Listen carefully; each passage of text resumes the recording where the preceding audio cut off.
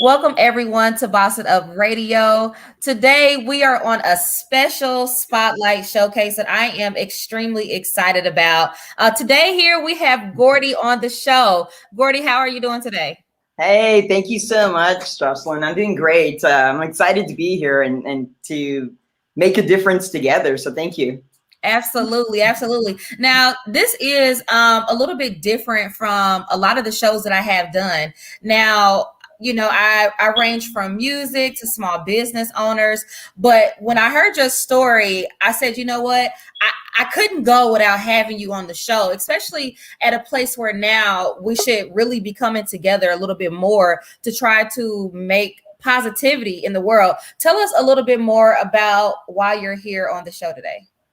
Well, I am actually I'm a homeless advocate for the Fresno, California, and I myself was homeless over 10 years ago, and I got sober over 9 years ago. So the reason why I'm on the show and we've decided to come together is you heard about my ride. I am actually doing a GoFundMe. It's called Porta-Potty for Dignity Ride. And the ride is to raise money for porta potties for the Fresno homeless or houseless community. A lot of people like to say out of respect. And I will be leaving May 8th. I will be cycling down the one, leaving from Outer Sunset, and my entire bike ride and where I'm leaving, my entire schedule was on my GoFundMe. I'll be going down the one. And I will be going for 7 days all the way to May 14th. And the entire way I'll be doing about 70 miles plus a day. And I will be raising money for the Fresno community and to actually put out there the awareness of the need for the homeless community in all communities. So, and that's just to have some dignity and have porta potties. Right now, it's really difficult in the world, you know? It is. Now, I know maybe some people may say, what did she just say? And a lot of people will not understand how you have to feel as an individual and knowing what some of these people are going through just not to have the basic necessity. Now, why did this inspire you so much? What gave you the idea that, I'm going to go ahead and cycle for this? I'm really going to put in, that is energy that you are going to be exuding. That's going to be also an emotional ride. I don't think a lot of people will be able to, people won't be able to comprehend how big this is. Thank you so much. I think you're the first person who's ever even brought that up, to say like the part that I'll be meeting a new Gordie. I'll be meeting a new me. It's exciting and it's a little nervous, but more, it feels very, very epic in a very overwhelming way. Yeah. But to tell you more of how I got inspired to do this is,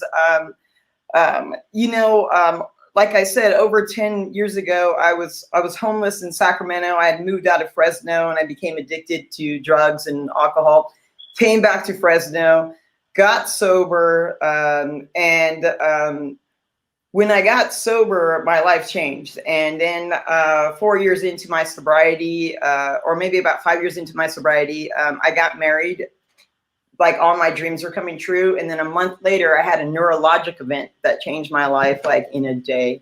And basically, I couldn't talk. They call it apraxia. I somehow got some sort of brain neurologic damage without any understanding of how it happened. And so basically, I was at Kaiser for a year. They sent me to UCSF. There was basically, the outcome was that I would probably have to go on permanent disability. What happened was, for 9 years, I'd been feeding the homeless. But when I had my neurologic event, something changed. I hit a really dark place in my life. And to be sober and to try to figure out things that, obviously I have a lot to say, so I couldn't talk. And it really affected me in an emotional way. So somehow, some way in my mind, I knew I needed to go outside of myself to save my own life. And I decided to go to the people who I knew would not judge me and how I would talk. And how I even felt about myself. And I wanted to go out there and just help them. I needed to do something to help myself. And so I went out there to help the homeless. And within about 6 months of being out there every single day, as you could see, I can talk again. Yeah. And the love that they gave me and the unconditional affection of helping me to slow down. They would say things like, slow down, we're right here, we're not going anywhere, you know, we love you, slow down, you know, we're hungry, we're gonna stay. They Yeah. would say silly things like that to me. And it just became a desire, you know, like my passion and my love for them somehow retrained something in my mind. And I don't know if it was a spiritual thing or a God thing, but slowly I started to be able to talk again. And so now I feel it's so important. They saved my life. They taught me how to love myself again. And so what I would like to do in return is to be their voice and to use my voice that they gave back to me and to give them some dignity.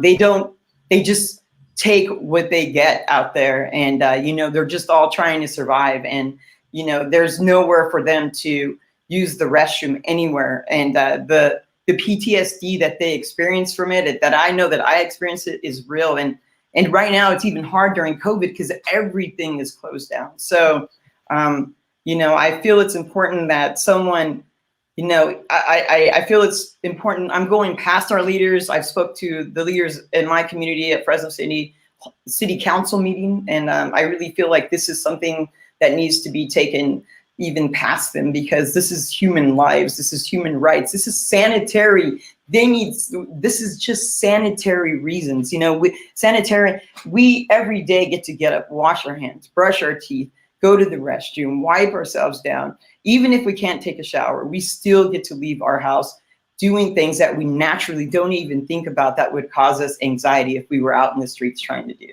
So we want them to be well. We want them to act right, but we don't provide any means for them to do so.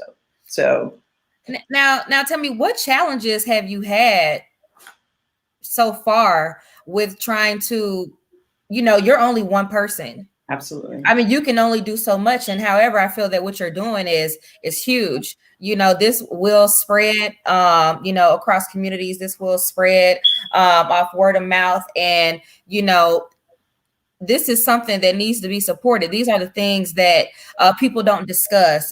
These are the topics that you'll never really see on mainstream. How can people go about reaching out to you if they're wanting to assist you in any type of way? Yeah, thank you so much for saying that. It's incredible you've really hit some really major dots, you know, connections that I really wanted to speak about in the past times that I spoke about this. And one is that, you know, the community itself sees the need for this. Even people I speak to people who are who are politicians who would do this. I speak to first responders, paramedics, police departments, doctors, who all agree that there is a gap that we are missing. It is the gap where we are punishing the homeless for being out there. And a lot of them are mentally ill and feel safer out there. So while you are punishing who you think all the criminals are and the drug addicts are and the ones who choose to be out there, we are punishing every single human being who really have no choice but to be out there, because any other life is just torturing to them, you know? And so it's called the Maslow hierarchy theory. And you go to them and you meet them where they're at, and you love them, and you start with the basics. You love them, you clothe them, you give them shoes, you help them with emotional needs. If they're addicted, you talk to them about addiction. And if they're still in their addiction, you talk to them while they're in addiction. They're in their addiction. You know, they have no compassion or love or any reason to want to feel and get better. And so if you feel like everyone has something to bring to the table, just like you did. You were like, let's do this. We all have something to bring to the table to give these people a voice. Whether you reach out to me and you say, hey, I would like to donate, or hey, I would like to to have you on an interview, or hey, I would love to share your story, or I would love to come cycling with you, or hey, let me come feed the homeless with you. There is so much you can do. I have people who send me from Amazon is amazing now, and people from Switzerland send me supplies for Fresno, California community, toilet paper. That's amazing stuff. So people want to make a difference. And I'm here to say that there is a huge movement, and I am a big part of it. And we can there's too many of us, and we have too much money. And the money that has been given to our government through COVID for our homeless community, there's no way that there should not be any sort of porta potty for sanitary reasons out there, just for their health alone and our health alone, Absolutely. Now, tell me a little bit more about your GoFundMe. Is there a cap on what it is that you're trying to raise? Now, for those of you who are watching here, once again, I want to say thank you and welcome to Boss It Up Radio. We are here with Gordie, who is telling her amazing story and how we just as people can help one another. I do have in the comments the GoFundMe link. It did come out pretty long. The only thing you're going to have to do is copy and paste that there. And I'm pretty sure you can put that in your space bar and it will take you exactly there. Now, tell us a little bit more about the GoFundMe. And is there a monetary cap on what it is that you're wanting to raise? How can we go about helping you there? Yeah, I actually, everything that is in the GoFundMe, the amount of money has been all researched, and we've connected with Fresno porta-potty company here. It's a local business, and he's amazing. He has been guiding me through all of this. Everything is to be able to provide prepaid services twice a week.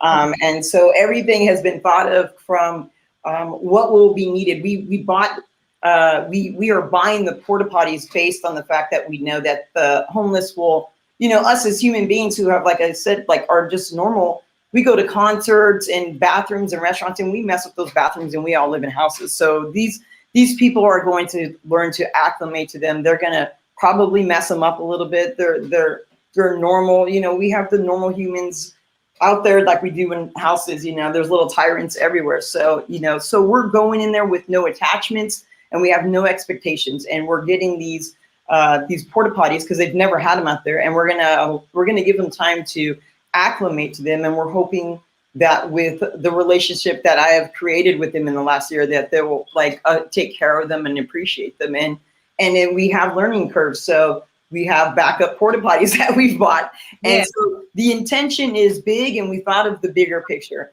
and we've also thought about how we are going to make sure that we understand what they're going to have to do to get used to having, someone, a restroom there. There hasn't been a restroom there ever, and if it has been, it's been several, I can say definitely over 15 years, or even 20 years. So what basically the GoFundMe is going to do is it's going to provide all these services, and it's going to provide it for a year and plus. So the GoFundMe goal is 7,000.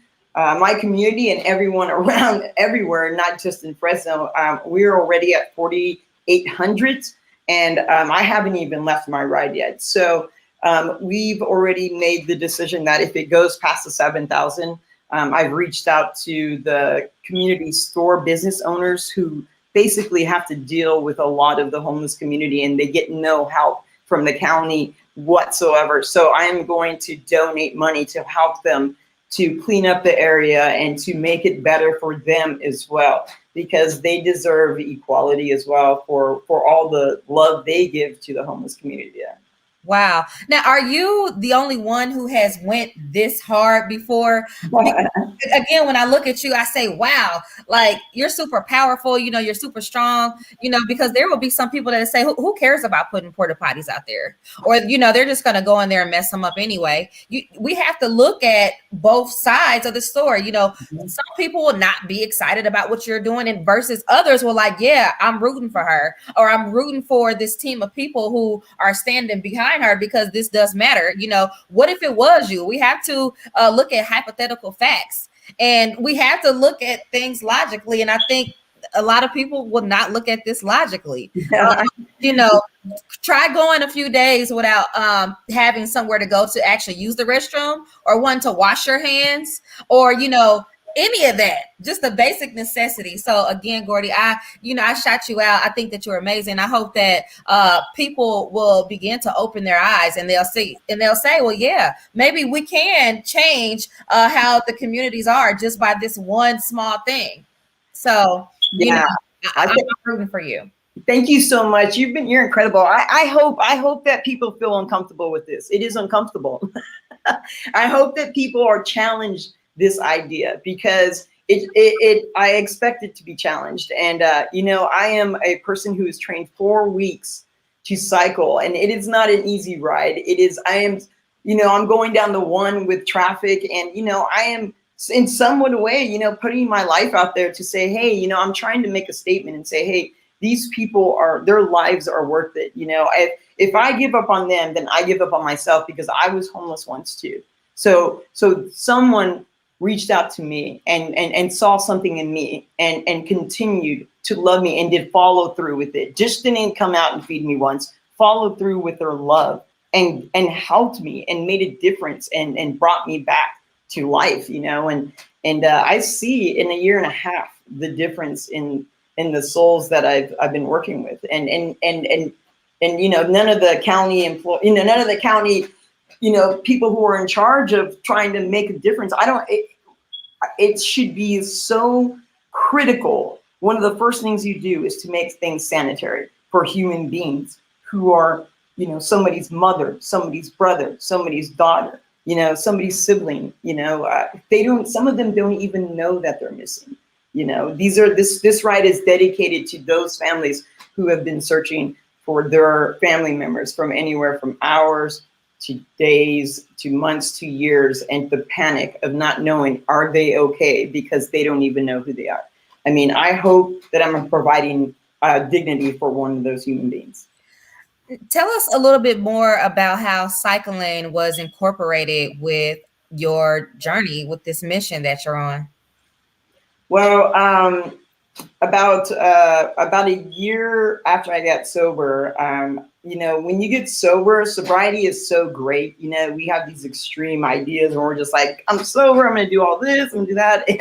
And when I was 9 years old, I almost died, and the Valley Children's Hospital saved my life. It was, back in the days, I'm 51, so back then they didn't have the technology that they have today. So they did an exploratory surgery, and my appendix had ruptured. They saved my life. So when I got sober, I was like, wow, I wasted a lot of my life of the life they saved. And so I would like to ride and, go across America, raise some money to, like, in an amends sort of a way, and to give back for what they gave me. And, I had a health issue. I had iron issues, and it led into finding out that I had lupus, and that's what slowed me down, and I couldn't do the ride. And so now that I'm doing the best that I've ever been in my health, I feel like it's an opportunity for me to live my life the way I feel that God intended me to live my life, and it is to give everything I have and to take every day like it's the last day, to make a difference, because it always makes a difference in my life. Like, it doesn't matter that if I don't put myself first and I think of them, because it always it's put me in the best mental health I've ever been in my life. Yeah. I don't know how it's possible, but it is. Now, on your ride, I have to ask, will you have checkpoints set up? Will you stop to snack? How have you envisioned your cycle to go? Well, my first thought is, like, when I get up to the highest, hill or mountain that I have to climb, my first vision is me taking my bike and throwing it off the cliff and saying I quit. But but that's okay. That's my nervousness. But what we do is we have they call them SAG in cycling, and it's 2 support vehicles. And these 2 support vehicles will actually have, like, caution lights on them. We'll have magnets that show the GoFundMe and say, so the homeless can go in private, and it'll show the link. It'll be really big on each vehicle. We'll also have like little cards that we'll be able to pass out. So if people want to do that. So we have points where it's called leapfrog. And so basically I'll have someone behind me. We'll all have radios. And because, you know, I'm on the one, it's busy, there's wind, there's all kinds of elements and circumstances that could happen. So if my SAG support car behind me sees an erratic driver, they can say, hey, pull over, you know, there's, you know, or they can say, you know, there's no, I don't see any drivers for a few miles, so I can kind of relax and not hug the side too much. So there's a lot of things that we're doing to take care of my safety. Also, the leapfrog, the car in front of me will provide all my meals. So if they're going to be every 5 miles, every 5 miles. So I'll have to hydrate constantly. Absolutely. Wow. This is big. This is not something this is not a small deal here. Now, will you have anyone recording this journey? Will people be able to view it? Well, how will that go? Yeah, it's really cool. So NBC News is actually they heard about it and they're so excited and they want to be there at the start. So you can watch it on NBC News. They're gonna. I've challenged the cameraman, so we'll wait to see what happens. They laughed about it, and they want to do it, so we'll see what happens. But I will have someone who will be actually doing all the videoing of it. It'll be really hard for me to do a lot of it because I'm 8 hours on the road, and it's so important for me to focus on everything. And you know, I will check in at night, but I can say this. When you follow along, you can follow along on my Facebook, which is Gordie Ochinero Bermudez. You can also follow along on my Instagram, which is Ochinero Bermudez. And if you see any posts from my support drivers, what they're going to do is they're going to read to me comments to encourage me that people are writing, so that when I'm writing and I'm struggling, they can say, hey, this person, you know, said, hey, keep going there. You know, they believe in you. Don't give up, you know. So they're going to do, it's going to be mentally and emotionally probably the hardest at the end. So yes, that motivation there to be able to hear those comments or the statements that are being made, you know, whoever thought of that is a genius because, you know, that provides just so much encouragement when you know that people are supporting you and you know that people are rooting for you and there are people there and you know you are not alone. I think that this is going to grow bigger than what you initially anticipated. I'm looking forward to seeing more of what you are doing. I'm looking forward to hearing more about your stories. And for those who once again have came on or who have had to leave for whatever reason, this show will be recorded. You can go to When Jocelyn Speaks. When Jocelyn Speaks is on YouTube, also on Facebook and Instagram. You can also visit Boss It Up Radio, which is on Facebook and Instagram. Boss It Up Radio is also on YouTube. So you can watch this anywhere, Gordie. People are going to hear about your story. They're going to be able to see your story. I hope and pray that this will be something that will be beyond great, something that will not only make a change in your community, but this will also make a change in my community. This is going to be a positive domino effect. So you know, I'm hoping that people will share this, and I'm hoping that people will really see the essence of what it is that you are trying to do, Gordie. One more time for those who are watching, let us know how we can find you, and let us know how we can go and support on the GoFundMe. Yeah, no problem. My name is Gordie Ochinero Bermudez, and I am on Facebook at Gordie, Gordie. My last name is two last names, my wife's as well. Ochinero Bermudez, Ochinero hyphen, and then Bermudez is Bermudez. You can go onto my Facebook or you can go onto the GoFundMe website, and I'm on their porta-potty for dignity ride. And a little quick side note, just for a little excitement, and for anybody who's a cyclist or the woman who is training me for this ride is Lori Cherry. She actually broke the RAM record 2010, which is for a 4-women team. who started they go all the way across the mountain. They broke the record in 8 days, 6 hours. So this is my trainer. She'll be coming in on the middle of the ride, the hardest part of the ride, to help me and pull me, block the wind. So there's a lot of hope. So, you know, I have my sponsor is Rubber Soul here, and they're one of the biggest cycling places here, and they're sponsoring my entire ride. So people are listening, and people see us, and they see the homeless, and they see our friends. And so I hope that you can do the same for your community. I believe that we all deserve dignity, you know, no matter where we live.